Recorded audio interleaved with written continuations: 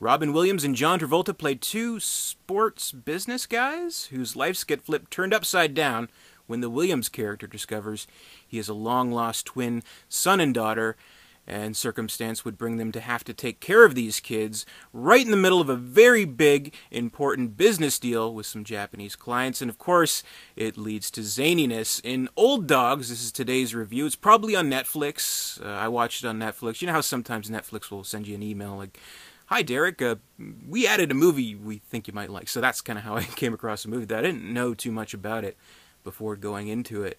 And I have to say, it is a fascinating movie. Not like for the movie itself, per se, because I mean, at the end of the day, it's not really a noteworthy movie or anything, just, silly generic comedy with a very thin premise. But kind of fascinating because of the studio interference or scrambling desperation to make the movie work, basically, which I don't know, you tend, now more than ever with so much information available on the internet and things like that, you keep an eye out for it and you kind of get a sense of it. Like, for example, Suicide Squad, which I talked about on my channel a bit recently. Like, I did a whole video on the deleted scenes, how the studio all kind of cut it out. And by the way, that video got me quite a bit of new subscribers. So if you happen to be one of them, thank you very much. I really appreciate you subscribing to me. But maybe with this movie, because it's not like a big franchise, comic book, whatever, I mean, no one really cares or anything like that. But it's fascinating to me because I'm watching this movie, and I'm kind of getting this weird feeling. It's a Disney movie, and for one thing, like, as far as I know, I see like the poster of the movie, there's like a dog on it, so I'm like, okay, maybe it's about dogs or something. It's called Old Dogs, but not really. There's like a dog in the movie, but not really a big part of the plot, maybe just like a small part. But I'm thinking, who is this movie for? Because it doesn't seem like your average run-of-the-mill silly kids movie that happens to have Robin Williams in it. Not like necessarily a family-friendly movie exactly, And so kind of halfway through, I'm kind of like, what the hell's going on here? What the fuck is going on in this movie? So, of course, when the movie starts to lose your attention, maybe you pull up your phone. So that's what I did, looked on IMDb. So apparently the movie was just so scrambled up. Like, apparently the original inception of Old Dogs was this R-rated comedy with Travolta and Williams, and apparently 30 minutes had been cut out of the movie. But being released originally through Touchstone, which is a subsidiary of Disney, Disney kind of said, "Hey, let's take what we got here, and let's kind of cut out any four-letter words, anything too R-rated, and we'll tailor it to be a family. We release it through Disney directly," and that's what they did, and the result is something very weird. Like, it is centered on these two middle-aged guys who are like, lifelong bachelors, and these kids come into the mix, and they kind of have to learn to be responsible for once, and of course, the inevitable Robin Williams characters learning to love these kids and be a family guy once and for all, and things like that. So it's just so weird to think that somehow originally this was an R-rated raunchy comedy, which, I don't know, maybe I would have liked better. I would like to see what they cut out. I'd like to see what we're missing, basically. What could have been is basically what I'd like to see. But I guess there's not too much interest in the movie, because ultimately it's not really a good movie.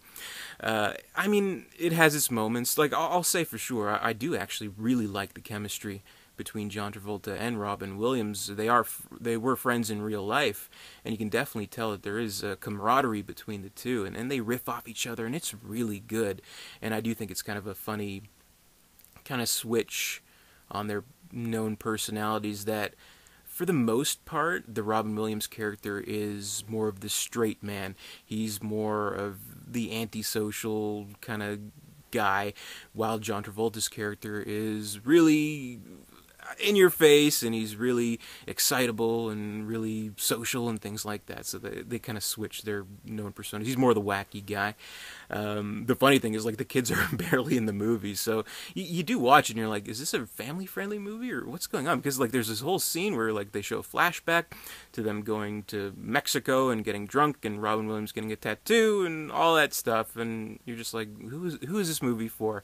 It's not really edgy or interesting enough for adults, and I don't think it's quite,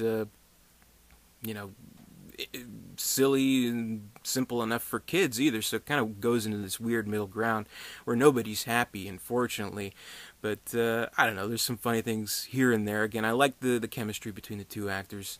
And there are some funny moments, like I'll say the highlight of the movie, there's a whole scene where the kids, they kind of get into the guy's medicine cabinets, and they spill the medicine, they're like, uh-oh, we gotta put it back, da-da-da-da-da. Then they all take the wrong medication, and they're kind of freaking out. Like Robin Williams, has this weird depth perception problem, and he's like on the golf course with the Japanese client, and he's knocking people in the balls, and funny stuff. And John Travolta takes something, and he gets really happy and really hungry, and like eats a whole lot, and he like smiles like the Joker, and it's like this really funny kind of whatever. And I thought that was all pretty funny. And I guess, we have some funny characters come in here and there. Lori Loughlin is in the movie, which I love Lori Loughlin, of course, from Full House, and it does sort of have a Full House kind of vibe. Think like the first season of Full House, where they weren't kind of sure if this is for kids or for adults, so they kind of keep a little bit of edgy humor in there. That's kind of the tone of this movie, and it doesn't work. It's not a good movie, but we have Bernie Mac in the movie. So apparently the movie was delayed 3 times. First because Bernie Mac had passed, then because Travolta's son had passed, and because Robin Williams had coronary surgery. So they scrambled, they edited it, they cut it up. A year on the shelf probably. Finally we have it. Finally everyone forgot about it. Now it's on Netflix probably. Disney has a different deal with Canada, I think, so it's probably on Netflix. I'll stress that. But I don't know, maybe it's something that can kind of be put on in the background and sort of semi-enjoyed, maybe. I don't know. But for what it is, I'll say the highlight. And given the premise, the super thin premise of the movie, it all depends on the two actors, Travolta and Williams, and it all kind of weighs on them to make it work. And for what they do, for the chemistry they have, for their riffing, for their comedic chops, I think it semi-works. It's not an unwatchable movie. In fact, it is all the more interesting to watch this and kind of think, hey, in some original form, this was an adult-oriented movie, which I find interesting. But ultimately, I would rate Old Dogs 2 stars out of 4. It's a silly, stupid movie, not so family-friendly, but not so adult-oriented, and it doesn't know what it wants to be. That would be okay, but it's just not funny either. So that's my review of Old Dogs. I saw it on Netflix, so hey, why not? I like Robin Williams. I like John Travolta. I think they're both great.